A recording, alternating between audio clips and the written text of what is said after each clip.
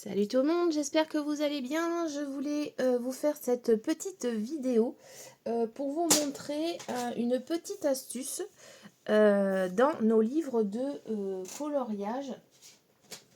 Alors, je vais vous montrer. En fait, c'est très simple. Là, en ce moment, je colorie beaucoup dans le boule de poil et le portrait. Voilà, donc petite astuce en fait que je vais vous montrer. Si comme moi vous coloriez au feutre à alcool, voilà, au dos effectivement du coup on voit toutes les traces et moi je n'aime pas ça, j'aime pas du tout. Donc si comme moi vous voulez que ça ne se voit plus, je vais vous montrer une petite astuce. Là par exemple je l'ai fait dans le boule de poil. Donc vous allez voir, c'est très simple. Hop, voilà, j'ai fait Winnie l'ourson dans le boule de poil. Pareil, je l'ai fait au feutre à alcool. Du coup, au dos, on avait toutes les traces, exactement comme pour Pinocchio. Et du coup, je suis venue prendre les fameuses grandes feuilles de chez Action, dans les gros blocs. Voilà. Et vous voyez, j'ai encore les chutes ici. Et je suis venue coller au dos une feuille comme ceci. Voilà. Et franchement, elles vont hyper bien. Et du coup, on est reparti pour faire notre colo à côté sans être embêté par la vue de notre colo. En plus, c'est bien, ça rigidifie le papier. Moi, j'avais fait de l'aquarelle dessus, donc ça me l'a bien aplati. Et je trouve que c'est une super technique si vous n'aimez pas ça. Et en plus, ça vous personnalise votre livre et ça vous le renforce. Voilà, ça vous épaissit les pages. Moi, j'aime beaucoup. Donc voilà, petite astuce, et vous allez voir, je vais le faire là avec vous. Donc là, j'ai mon pinoc, j'ai ma feuille. Elle est recto verso, mais j'ai décidé de mettre une couleur bois à côté ici. Parce que bah là, apparemment, je sais pas, il a l'air d'être dans une espèce de grotte. Bon. En fait, j'essaie de faire un petit rappel du colo que j'ai fait. Et en même temps, voilà, j'essaye de prendre quelque chose. Alors, je sais pas dans quel sens je vais le mettre. Je vais peut-être le mettre dans ce sens-là. Ou dans ce sens-là, je sais pas. Non, peut-être plutôt dans ce sens-là. Donc là, vous venez insérer votre feuille derrière, au dos. Donc là, vous avez votre illustration. Alors moi, je prends le coin comme ça. On a déjà quelque chose de propre et de net. Hop. Voilà. Donc, je ferme le livre. Et là, je le mets bien au ras du livre. Je veux pas que ça dépasse. Donc, je coince vraiment mon illustration bien au ras de la page. Alors, ça c'est la partie la plus pénible à faire. Mais voilà, je veux pas que ça déborde du bouquin. Donc, on le sent hein, quand on met la page. Voilà. Là, je ferme mon illustration. Ensuite, rien de compliqué. Vous prenez votre crayon, vous venez tracer au bord du livre. Voilà. Donc là, vous avez votre format. Et ensuite, je prends ma truc à découper. Hop. Et je viens découper mes lignes. Alors, on s'en fout. Je vais commencer par celle-là. Ouais, sauf que je vais me mettre plutôt par le bas. Je vais tracer, je vais couper par le bas, sinon ça va me bloquer. Alors, on voit pas très bien là, forcément, j'ai pas pris un ton bois qui pourrait le faire. Mais bon, c'est pas grave. Les chutes surtout, moi je les jette pas parce que je fais du scrapbooking, donc je le garde. Donc là, je vais tailler l'autre côté. Hop, là. Oh, si c'est bon, ça a coupé. Cette planche à découper, vous la retrouvez chez Action, ça vaut rien du tout, 3 € je crois. Elle est super pratique. Et du coup, après, vous n'avez plus qu'à venir insérer votre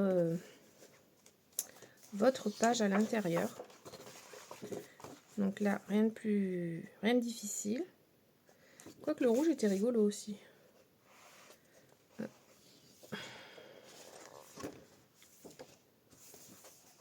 Ouais, bon, à côté de ça, ça va pas le faire. Donc je vais prendre le bois.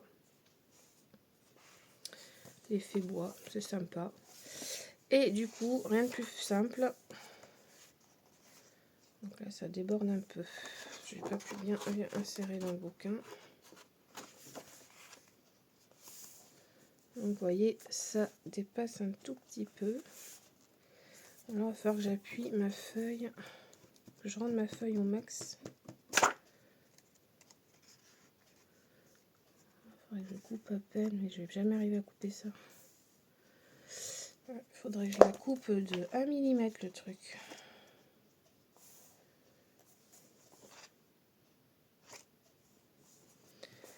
Un millimètre. Je vais quand même essayer. Parce que ça m'embête que ça dépasse.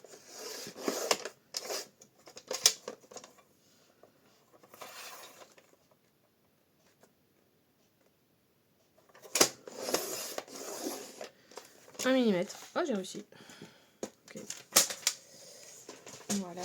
Donc du coup après, ben, on est collé. Normalement là on est bon. Voilà. Vous voyez là c'est parfait. Peut-être un petit peu haut, mais je vais descendre un petit peu. En la rentrant bien. On verra plus rien. Bon, c'est mieux quand c'est blanc derrière, mais là j'avais pas le choix, je voulais un effet bois. Alors du coup après ben, vous mettez votre colle, hein. Moi c'est de la colle classique.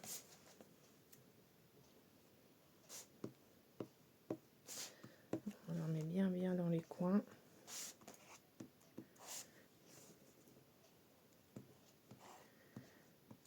Voilà. Du coup ça va me permettre de me servir de ces bouquins là de chez Action, de ces grands blocs, parce que je m'en sers pas plus que ça au final, donc voilà. Donc après vous venez bien caler votre page, votre truc là.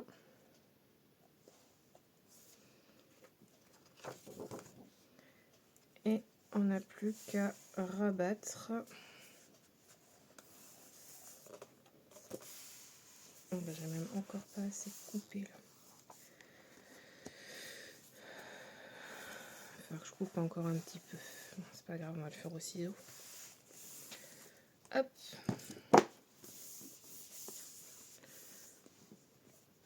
Voilà. Et là c'est collé. Et c'est pas bien collé. On voit encore le truc.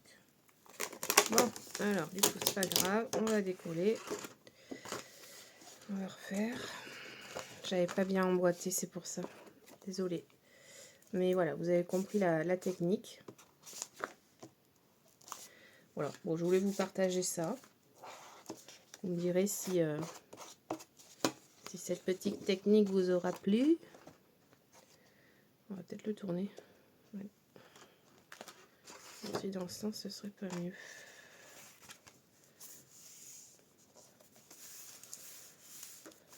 C'est pas grave, peu importe le sens du machin. Le principal, c'est d'arriver à bien le coller. Ah voilà, c'est mieux. Là, au moins, je vois plus rien. Je peux vraiment plus voir les traces, les machins. Voilà, et on a rigidifié notre colo.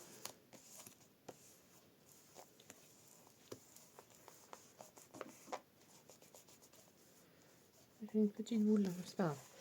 Voilà, et donc vous voyez qu'après, ça nous fait un livre customisé.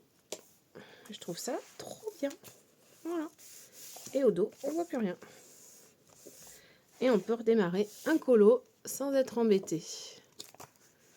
Voilà. Bah écoutez, dites-moi si en commentaire cette petite astuce vous aura plu. En tout cas, merci d'avoir regardé la vidéo et on se retrouve pour une prochaine petite vidéo. N'oubliez pas de vous abonner à ma chaîne Colofab. Merci, à la prochaine. Bye bye.